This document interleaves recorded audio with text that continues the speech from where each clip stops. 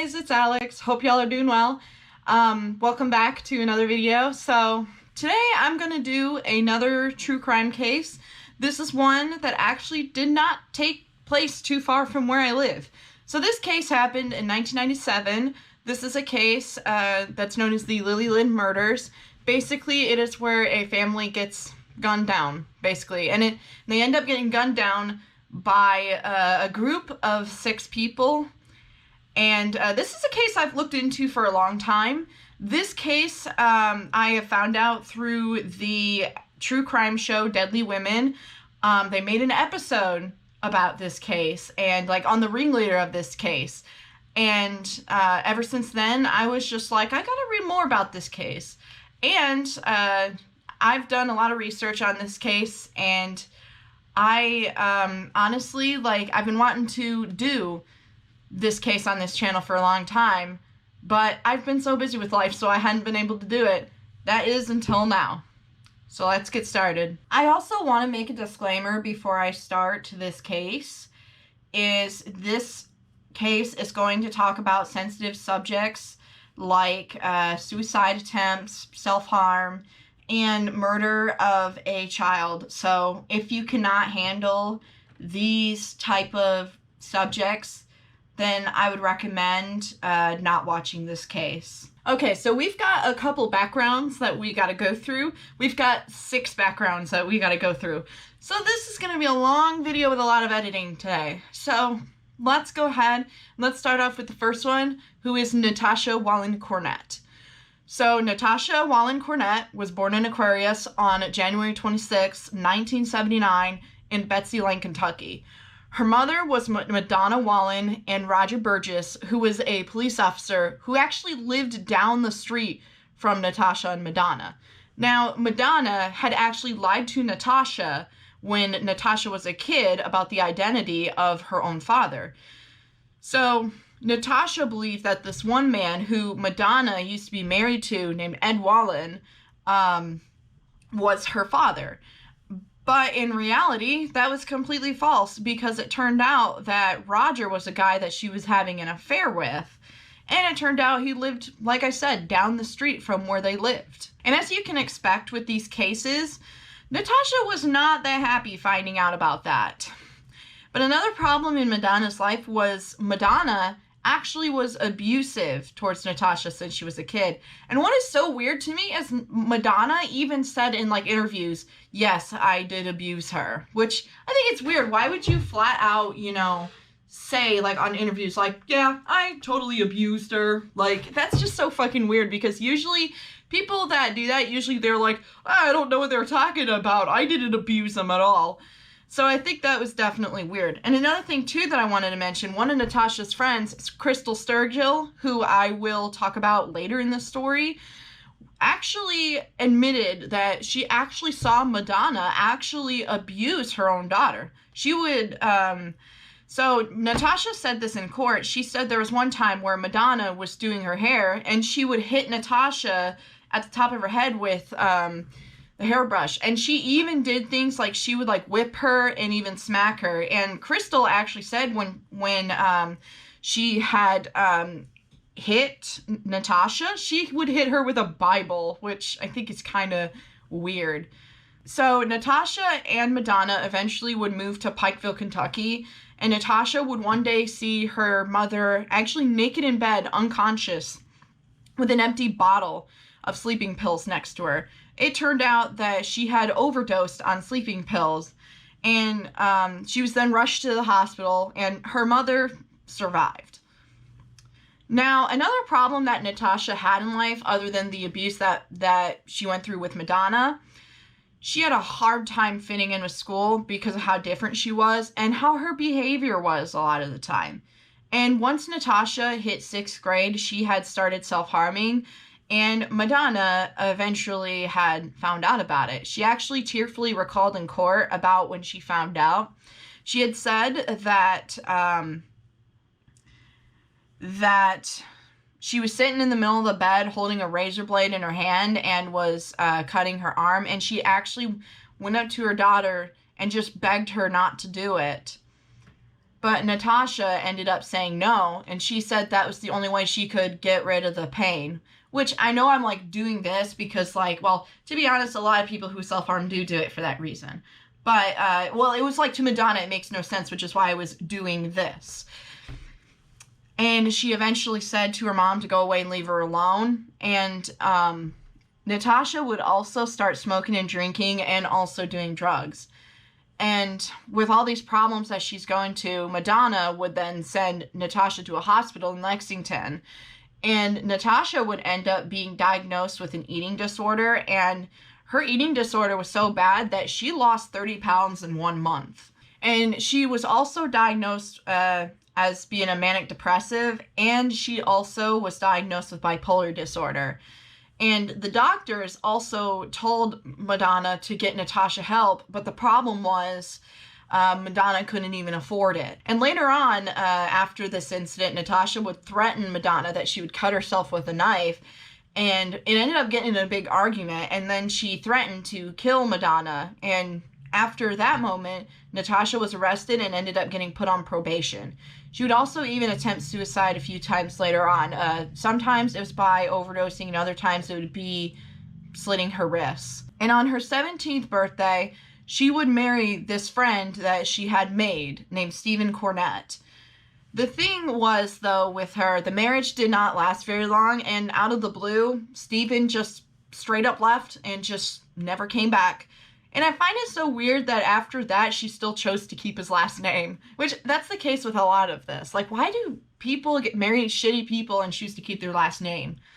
But eventually, after that moment, she would move to New Orleans with a friend. I couldn't find any details on who this friend was, nor did it say their name. But while she was in New Orleans, she claimed that she ended up getting gang raped and would eventually move back to Kentucky with her mom. And after she came back, she had started dating this guy who went to her school named Joseph Reisner. Joseph Reisner, who I'm just going to call Joe throughout this because that's what he goes by, was born in Libra on October 13th, 1976 in Hazard, Kentucky. Now, he was raised by his mother, Mary Castle, and his stepdad, Ray Reisner. Now, Reisner never met his father, so obviously we're not going to include him in here. In 4th grade, the family ended up moving to Georgia and then moved back to Kentucky when he was a teen. At age 10, he would try marijuana for the first time with his mother. And he was also considered as a student who would fail the 7th and 8th grade, but he actually improved once he hit 10th grade. And it was at the school they attended where he and Natasha would meet. And they actually ended up dating for a bit, but then broke up, but they still remained friends. And then he would start dating Karen Howell. In 1995, Reisner enlisted in the Army, but was discharged after testing positive for marijuana use. And after the discharge, he would end up attending Mayo Regional Technology Center in 1996. Now, since we just mentioned Karen Howell, let's move on to her. So Karen Howell was born in Libra on September 25th, 1979 in Delaware, Ohio. When she was 3, her parents moved to Kentucky, and her childhood consisted of her parents getting into violent arguments nonstop, which would eventually lead to her parents' divorce when she was 9 years old. She also claimed that she was molested by an uncle and a cousin when she was between the ages of 5 and 10. Now, I say claim because we don't know if it's completely true or not. It could be possible it's true. At 13, she also started self-harming, just like Natasha. She would live with her mother until she was 14, and she eventually left because her and her mother had a really bad relationship, and she would eventually move in with her dad. But then one day, she showed interest in witchcraft and also began to use drugs and alcohol as well. And one time when her mother found out about the witchcraft, she tried to have ministers try to get the demons out of her. And one time, Karen found her mother standing on top of a Bible and told Karen to get out of her place, in which she would tearfully explain later in court. Now, it was at school where she would meet Natasha and Joe. And it was after Natasha broke up with Joe that Karen would date Joe, and Natasha would eventually date another man named Dean Mullins. So Dean Mullins was born in 1978. I couldn't find a birth date for him, so that's why I'm not saying his zodiac sign here, in Hazard, Kentucky. So Mullins met Natasha in the group at the school they attended, and the two actually eventually talked about wanting to get married to each other, which, I mean, I think that's kind of weird though, because like, wasn't Natasha technically still married during this time? I don't know, but that's beside the point. Now, one of the things that makes Dean different compared to everyone else is his family, and he himself were devout Christians. And Dean would eventually end up dropping out in the 12th grade, but was actually planning to get a GED. And everyone in his family said Dean was a very great guy, and that was until he met Natasha and the group. And this would also be where Dean would introduce Crystal Sturgill to the group. Now, Crystal Sturgill was born a Pisces on March 13th, 1979 in Harold, Kentucky. Now, Crystal lived with her mother and never knew the identity of her father. Now, Crystal would eventually turn into drugs and alcohol, and her grades would decline rapidly. And she blamed this on her drug and alcohol use, which I think it's ridiculous when people use those excuses. Now, observers would also say that Crystal dealt with emotional neglect, and in 1996, she would accuse her stepfather of molesting her. And she would later move in with an aunt in Prestonburg, Kentucky, but then moved back to Pikeville. However, she had to live in like 13 different places and eventually moved in with Natasha and hung out with the group. Now, these people aren't a part of this group, but they were interviewed for a documentary called Six. There were two friends that Natasha had named Tiffany Caudill and Tanya White. They would say that they did not like Crystal at all because she always looked all huffed up and always looked, and like she would just stare like mean-like at them. And she was also very quiet and just didn't ever want to talk to anybody else. And the two even said later on that they kind of felt the same way with Jason Bryant as well, who was the newest member of the group. The group had actually met Jason 1 month before the murders. So Jason Bryant was born of cancer on July 18th, 1982 in Hellier, Kentucky. He had the emotional skills of an 11-year-old at the time he was 14. So he was obviously very immature for his age. Now, beginning at the age of 3 and worsening when he was 9, he had a history of drug and alcohol abuse problems. And yes, you heard me right. Beginning at the age of 3 and worsening at 9, he had drug and alcohol problems. Yeah. So a month before the events that happened today, he would meet Natasha in the group. He originally claimed that he was older than his actual age. However, a few days later, it would be when the group found out he was actually 14. I don't know how they found out, but they just found out a couple days later is what they claimed. So Tiffany and Tanya said that they never liked Jason from the beginning, and they always had a bad feeling about him from the get-go. Now, Natasha even claimed that he didn't make a big impact on the group, yet kept him anyways. She claimed that he seemed dangerous, and he was like one of those wannabe bad boys. If you know what I mean. I'm pretty sure you get what I'm saying. But the other thing, too, that I kind of don't get is, like, it's like, if they didn't like him, why did they keep him in the group? That's, like, my main question. So now we're going to get to April 4th, 1997, which is 2 days prior to the unfortunate events that happened today. On April 4th, 1997, the group decided to stay in a motel called the Kali Motel.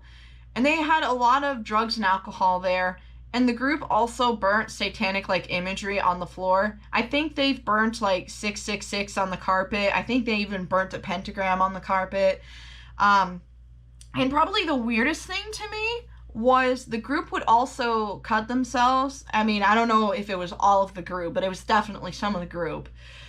They would cut themselves and drink each other's blood. Now, Karen admitted in court that she saw Natasha drinking Jason's blood, and she would eventually drink Natasha's blood as well. And Joe even said in court that he actually didn't like seeing them doing that. he said that he just felt so concerned seeing it, and he said that he loved Karen and didn't want to see her hurting herself. Which, honestly, I gotta give him like big praise for doing that, because I am pretty sure any concerned boyfriend slash girlfriend, or hell, like any friend or family member for that matter, would show true concern for that. Now, after the group came home, something fell off to Madonna when they returned to Natasha's house. She said that they all walked in single file, and she thought it was almost zombie-like on how they walked in. Now, I don't technically know what that means. I guess she means they were just walking real slow. I guess is probably what she means, but I'm not fully sure. And even the two friends, Tiffany and Tanya, knew something was wrong too later on when they tried to talk to them. I think they were like talking on the phone or something, and they just knew something was up, and they couldn't make out what. And then it was 2 days later, on April 6, 1997, the group chose to drive down to New Orleans. Now, Joe was the one driving the car, and they had 2 guns with them just in case they need protection. Once in the car, the group would actually end up being pulled over in Virginia, and Joe would be given a ticket because he went 75 miles on a 55-mile-per-hour road. And after that moment, the group had to go to a rest stop because Karen actually had to go to the bathroom. Like, that was the only reason they pulled over. And they pulled over in Knoxville, Tennessee, which is actually where I live. So yeah. And while they were there, there was a couple with 2 kids, Vidar and Delphina Lillelid, and their 2 kids, Tabitha and Peter. Now, they were a Jehovah's Witness couple, and Vidar actually comes up to the group, and he asks Joe if he could talk to them about religion or whatever, and he was like, okay, sure, whatever. And while that happens, while he's talking to Vidar about the religion and stuff, Natasha and Karen end up talking to Delphina and Tabitha comes up to them and gives both Natasha and Karen a Hershey's Kiss. And after the family talk, Joe ends up pulling a gun to the couple and says that they needed the van. And obviously, you know, when you get a gun pointed at you, you're obviously gonna freak the hell out, right? So yeah, obviously they freaked the hell out.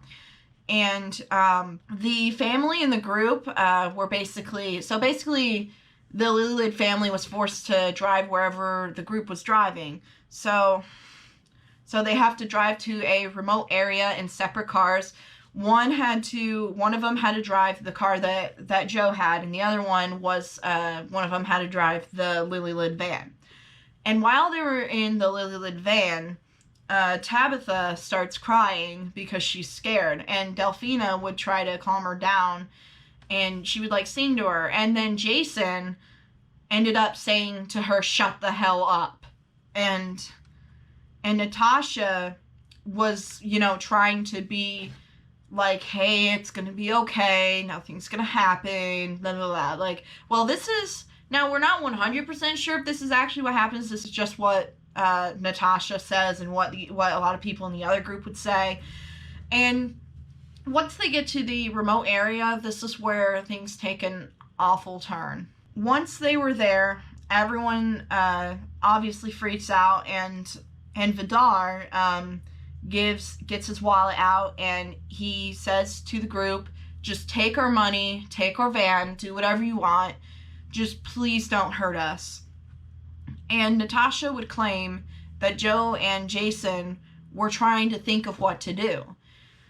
And Jason would end up saying to Joe, I think we should kill him. And it was Jason, well, according to all the members, who ended up shooting the family with the 2 guns that they had, which was a 9mm and a .25 caliber. And Joe claimed that he saw Delphina fall to the ground and eventually ran into the van and just started crying. And everyone else in the van was devastated as well, according to what he said.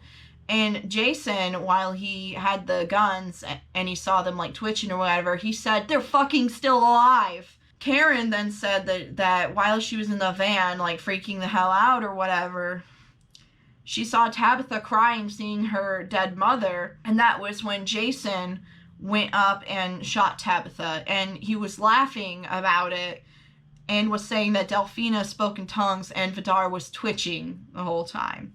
And then it was after the shooting that the whole group took the Lillelid van and drove away. And while they drove away, they ran over the bodies, which I forgot to mention that whoever it was that shot the family, they ended up positioning them to look like a cross. And the group decided that instead of doing New Orleans like they originally planned, Jason came up with the idea to go to Mexico, because if they would have gone to New Orleans, like, Madonna actually knew about Natasha wanting to go to New Orleans.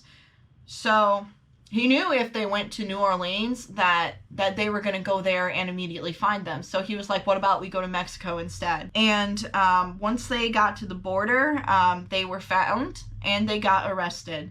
Now, it was actually said on the 6 documentary about this case that you can't go over 12 miles to get into the border unless if you have documents. And the group didn't. And it's clearly obvious that they drove more than 12 miles to the border, which, I mean, they went to Tennessee and they went all the way close to the Mexico border, which is like, I think like hundreds and hundreds of miles. So yeah, it's clearly obvious they definitely were screwed. And actually Joe even said in court that he knew as soon as he went to the border that they would be busted, which I'm laughing because that's so true. And back in Tennessee, Vidar, Delphina, and Tabitha were taken to the hospital, but unfortunately, they died of their wounds. But the miraculous thing was Peter, the 2-year-old, survived. And it was shown in the autopsy that everyone was shot in any area that Jason could shoot them at.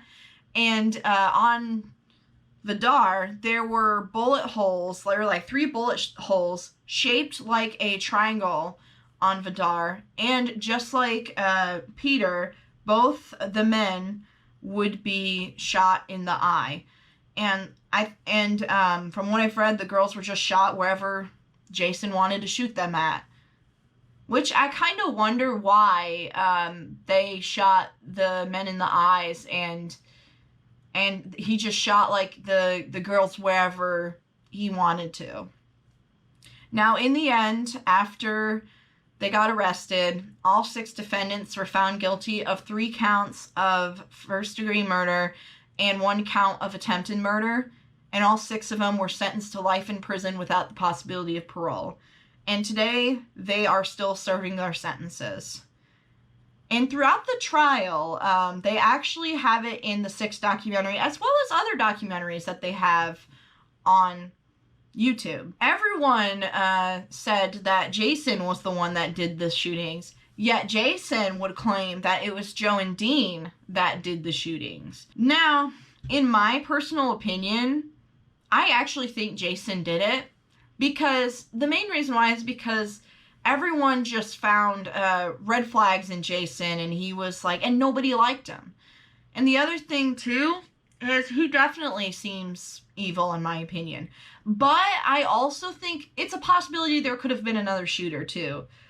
In my opinion, I think maybe Joe would have probably been the other one too that shot the family, because if he was pointing a gun at the family saying, like, we need your car or whatever, if he pointed the gun at them, why would he, you know, not be one of the shooters? Well, and also he talked to Jason about what to do, and he said, and when he was asked whether to leave him behind or kill him, he was like, I don't know. What do you think that we should do? And that was when Jason said, I think we should kill them. Now, I could be wrong with this theory.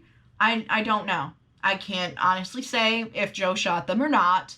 I don't know if I could really say if Jason was the one that shot them or not. But it seems like because all 5 members said that Jason shot them, honestly, I honestly think that it is a big possibility that he definitely shot the family. And now we're going to get to the surviving victim of this case, which is Peter Lillelid. Today, Peter Lillelid is 27 years old, and he is alive and well. But unfortunately, after this crime, he was left blind in one eye. And another really sad thing about this case is he doesn't even remember his mom or dad or his sister. After the shooting, he was sent to live with other family members on Vidar's side of the family.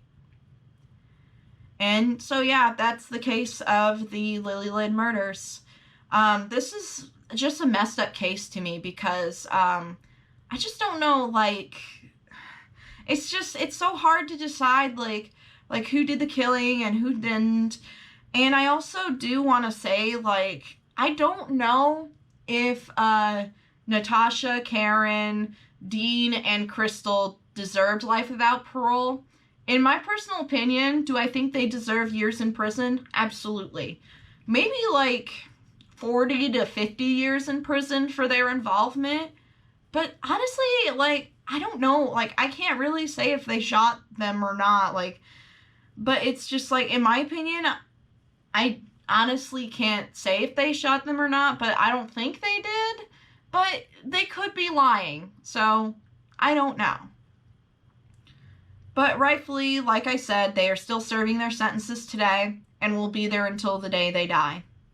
Anyways, guys, thanks for watching. I hope you guys enjoyed this new true crime video. I wanted to do one for a while. I just couldn't because I've been so busy with my life, with college and all that kind of stuff. And now I finally get to do one of these again, which I enjoy doing true crime content because I always like reading about cases that I've heard of for a long time and finally being able to do them. So, I hope I'll see you guys again soon. Bye, guys.